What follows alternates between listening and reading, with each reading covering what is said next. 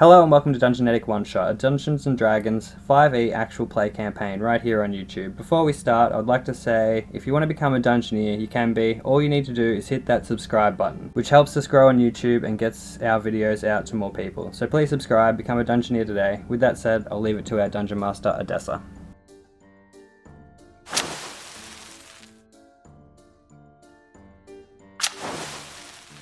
As you drip the blood on this rune, it glows a bright bluish green color, and a very strange, like, glowing portal kind of opens on this tree trunk that looks a little bit like a doorway.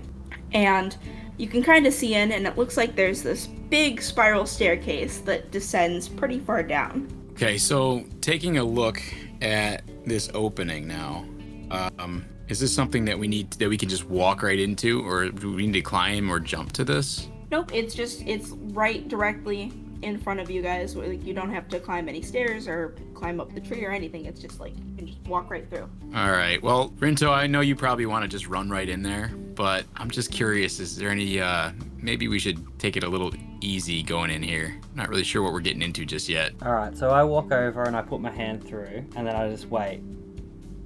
Yep, your hand goes through it. And then I pull it out after a few seconds and look at my hand. It's now a ghost hand. No, I'm just kidding. Ah! Your hand's completely normal. It's just a doorway now. Okay, cool. Mel, we need to probably get through this before it closes. I don't want it to like close halfway through and then be like a cut in half situation. I've seen that with some other portals in my day. So let's get through. What do you reckon? I don't know where we're going, but it seems like to figure out where this cloaked man is, we got to go this way. So I'll follow you. All right. So yeah, I'll go through the portal. All right. And your retainers follow, and Gerald kind of speaks up like, "Hey, boss, do you think I should take the lead on this one? You know, just in case there's any traps or anything." Yeah. All right, Gerald. You can go at the front. We'll have Savos at the back. So yeah. All right, man, I always have to be in the back.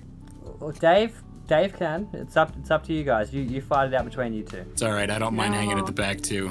Nah, it's fine. I'll just be the butt as always. Be the best butt you can be. All right, let's go. So, Gerald kind of leads you guys down the staircase, and it looks amazing inside. You kind of wonder how this tree can be so carved out on the inside and have this big spiral staircase and not really have any structural integrity issues. Because it looks like it shouldn't be carved out, right? But someone took great care in carving out this really intricate, pretty spiral staircase as you go into this tree. And you can see, along with some like very interesting like wall sconces that just seem to be lit with magic, there are more of those weird rune things, and these are slightly different from the ones that are on the outside of the tree, and they have different symbols in them. Can I get? Sorry? No, that's okay. Can I inspect sort of just the stairs and the runes and the symbols? Can I just inspect this and see, does it look ancient? Does it look like it's being held together magically, or is this really all mechanically structural? Yeah, just give me an Arcana check. Hope it's better than last time. 11. Yeah, so you check out these runes, and it looks like whatever magic is inscribed in these runes is something that like kind of just strengthens and fortifies the tree. So it's kind of similar to the strengthening magic outside, just slightly different purpose. But it all looks pretty structurally sound. There's no weird like creaking from every movement.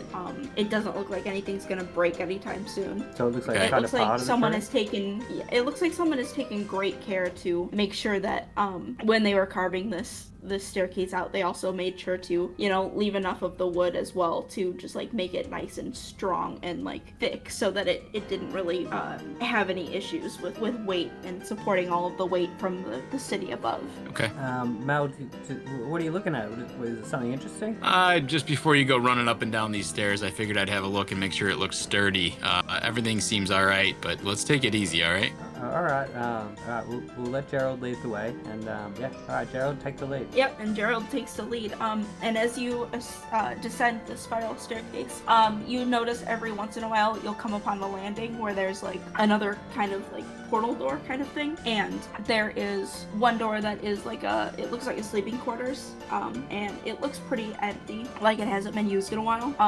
And then going further down, there's another door that leads to like a little commons area. Cool. And we can't see anyone or hear anyone. Give me a perception check. And are you guys like coming in here like stealthily at all, or are you just like walking around like normal? Ooh. 4. Well, we didn't say we were coming in stealthily, so I don't think we did. Yeah. No, all right. we're just coming in. Probably so talking amongst each other, like as we're doing it. Right. Yeah, we were so more concerned with the structure than we were about being stealthy. So I think we let's see what happens. Yeah. So Rinto, you kind of look around and you try to listen and see if anyone else is present, and you can't really hear anything other than the like clanking of armor from your retainers and just like the little hushed conversation that is happening between them every once in a while. Man, who takes the time to do all this stuff? I don't know, man. That's like way above my pay grade. Like I wouldn't be caught doing this for who knows how long. Imagine the years it took. Hey guys, you want to keep it down a little bit? Yeah. We don't really know where we are yet. Man, you didn't even say anything about being quiet. What do you mean be quiet? Getting a little nervous. So what do you want to check out, Rinto? Where do you think we're gonna go here? I don't know. There's a common room, some other areas. Can we see any other doors, or is it just the two main kind of rooms that spiral off? Well, there's those, and then you can go down farther down the spiral staircase. Before we go down any further, I think it might be a good idea to just kind of, clear the rooms and see if there's anybody there that's going to sneak up behind us. If it appears empty, maybe we should just peek in and see the living quarters appeared to be empty and quiet, like it hadn't been used in a while. Maybe we should just do a quick sweep through there. All right, yeah, let's go look in there. And let's just check out the living quarters. Yeah, so you guys go up to the living quarters and you look around, and did you want to make an investigation check to like really look in there? Yeah, let's look around and see if we make can. a cursory glance. No, I want to take a look around and see what's going on. Okay. So yeah, you can. Anyone? We both did. Okay. Yeah, so you look around and there's really not anything happening here. It looks like the beds have been just made up for a while. They haven't really been touched. There are a couple things on like a desk in the room, and there's like a little bit of a layer of dust on them, so it doesn't really look like they've been touched in quite a while. Maybe this was like some big base of operations, but at one point, but it certainly isn't anymore. All right, so Rinto goes over and just wipes a finger line of dust off and just says to Mel, I don't think anyone's been here in a while. Yeah, it doesn't look like it. I think it was safe to check. I'm happy we did, but I think if there's nothing really of importance here, let's go check out the other common area. Yep. So, yeah, you guys go back down the stairs a little bit to the next landing, and you check out the commons area, and it looks like it's been used. It actually looks like there's been someone in here recently. It's empty for the moment, but you don't know how recently someone was in here. It could have been like the last few minutes, last hour, who knows. But someone definitely used it. So maybe we're not alone, Mel. Yeah. This kind of looks kind of like someone's been here recently. You suppose it was our cloaked friend? Yeah, maybe. Maybe he made his way through here. And down, maybe more down towards the bottom of this tree. Just keep in mind, as we're getting lower, I think, was it Quentin that said about the beasts and various things? Yeah. Yeah, we might need to be careful. Agreed. Yeah, so as you're remembering what Quentin said, he did note that it was like in the actual forest, and you're still like in the confines of the tree trunk. Okay, cool. So you don't really know if it still applies to inside of this structure per se, but you're gonna, probably still stay cautious. Okay, before we journey down, can we just kind of scour this room as well and see if there's any other clues that we're missing other than just somebody that's been there recently? Yeah, if you want to make another investigation check. So I'd like to roll an investigation and take a look around and see if Rinto can help me out. Okay, yeah, so roll with advantage. Okay. Right. Well, I rolled it. Yep, 19 All right. plus 120. Yeah, so you look around and you find a map laying on this table that's in like the center of the common area, like in front of, it's kind of like a coffee table in front of like a little sofa, and it's in a language that you don't understand, but you can make out the pictures well enough, and it looks like a map of the city, and there are these like notes kind of scribbled everywhere every once in a while, like on the different parts of the tree, like these are important areas, so maybe important areas of interest where they want to go, or you're noticing that one of these areas is where that airship dock was, where that one rune was that they ruined already. It could be a map of those runes that they're trying to get to. Okay, is this a map that we can take with us? Mm-hmm. Yeah. Hey, Yeah, it's just I'm going to do that. Yeah. Hey Mel, can I have a look at that map for 1 second? If you promise not to ruin it. I won't ruin it. All right, here you go. Thank you. Oh, cool. Yeah, it looks pretty good. Good job, guys. Alright, give it back to Mel. Very nice. What languages do you understand? Okay, I see. So it's not a language that I could understand on there? Or... Well, that's what I'm looking at. My language are Celestial, Common, Infernal, Leonin, Loxodon, and Simian. So, yeah, neither of you guys would be able to understand. So we language. can't even tell what language it is. Give me just a... That'd be maybe a history. Yeah, give me a history check to see if maybe you can figure out, like, if you've seen this language ever. Okay, all right, 12. Okay, so this Malvedum is a very old language that pretty much no one uses anymore, and it is kind of elven in nature. It's very weird though, and it's not quite the elven that you've seen like used traditionally today, but it looks like it's a variation. It's got that like same very pretty flowy kind of script to it. It looks like someone took great care to make sure this map looks like really good for some reason. Okay, all right. So I guess I'll explain that to Rinto. So taking a look at this, I don't know, I can't read this language, but it sure looks to be sort of elvish in style. Looks very old, maybe a dead language. Not quite sure about it. Is there Old Elvish? Maybe that's a thing. Maybe it's like an old version of Elvish. I don't know. I'm not from this area, so or this realm even, so I don't really have any kind of idea.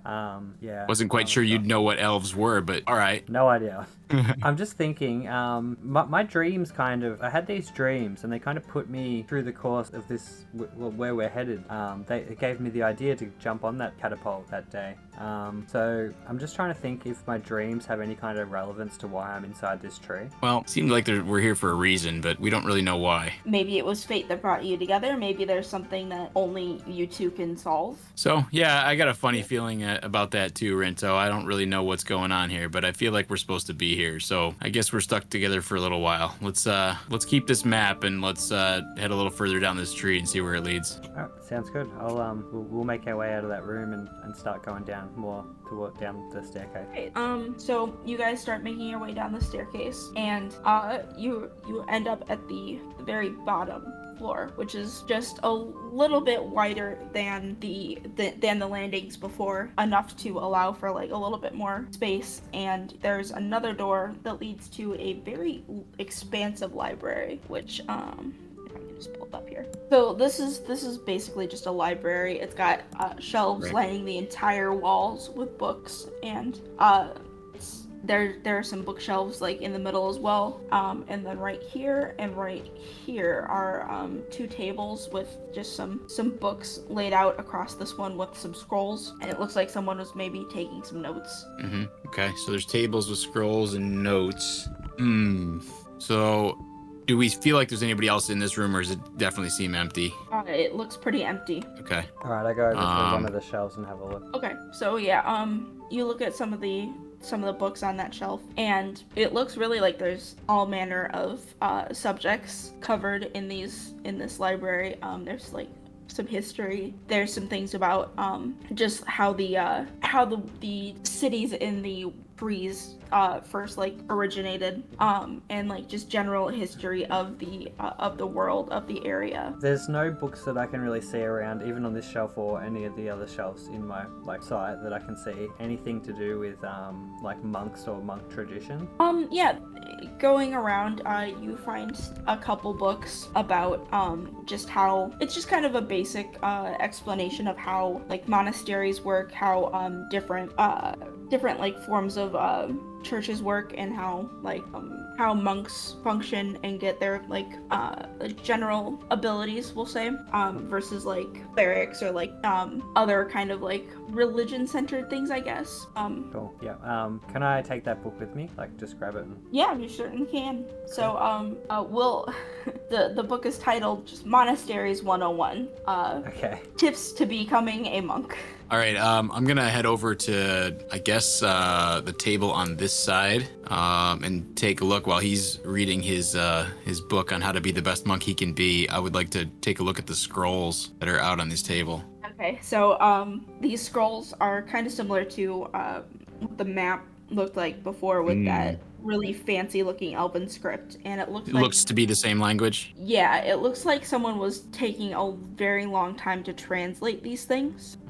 And translate them from that old elvish style language into something else, perhaps. Is that what you're saying? Yes. Yeah. I see. So it's translated in a couple different languages.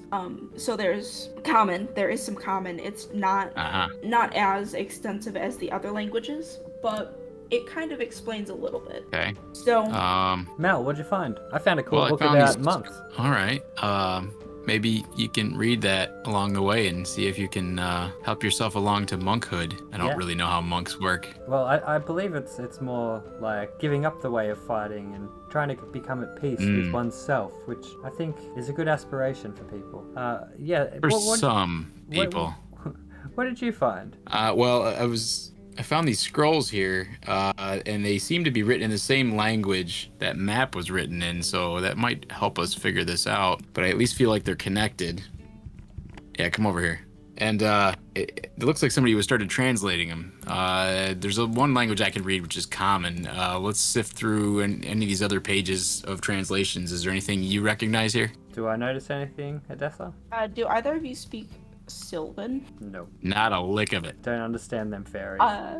There's things. It looks like they started translating into mostly common Sylvan and more up to date like regular Elvish. But nothing really makes sense from the common that you're reading. It basically is just like a lot of arcane stuff. Which if you want to maybe make an Arcana roll for me, and see if you can like glean anything from like the more magical, like technical speak. All right, rolling Arcana. All right, 18. Yeah, so you're kind of getting this Malvenom, and it's making a little bit more sense. It's just kind of an explanation on how the runes on the tree function, and it looks like the person that was translating this had figured out how to corrupt the runes to kind of take the magic out of them, and also to kind of rewire the runes to work in slightly different ways from how they are on the surface of the exterior. So you have the ones that are like basically more of a protective spell that is keeping the monsters out, and it keeps the magic flowing through the tree to kind of make sure everything is covered in this like protective, not really, like a bubble almost. And it also functions to kind of strengthen the tree so that it never dies or withers or like ages, basically like a normal tree would. It kind of keeps it suspended in at a very specific time in its lifespan.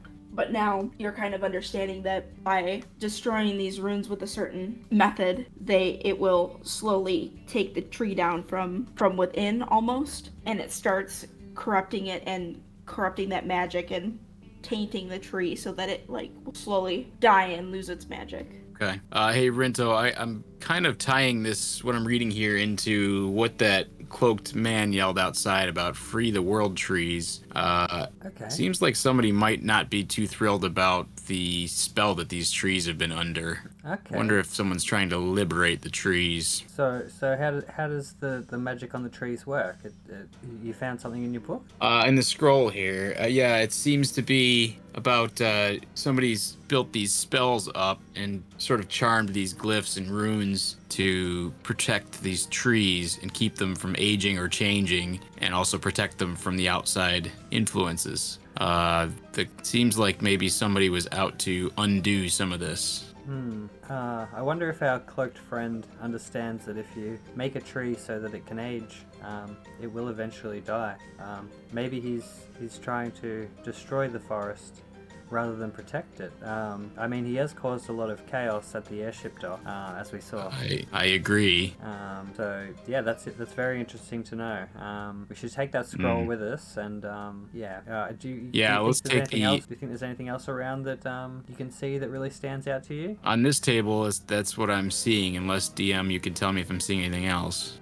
Yeah, so it goes into a little bit more detail about how exactly the runes get destroyed, because they do have a magical enchantment on them to usually keep them protected. But you can tell that there was a very specific instrument used to taint it. It had a very interesting toxin that could get through the magical defenses that the tree had. As far as a way to fix it, though, there is very little explaining it, but perhaps maybe someone that knows about antidotes and antitoxins and things like that might be able to craft something to reverse it or stop it. Okay, so explaining that to Rinto, basically, I think that I understand that there's an actual toxin and not just damage. Do I have the name of this toxin, or is it just on the scroll and I can't read it? There's no name for the toxin, but there is the name for the instrument used, and it's called Nettlebane.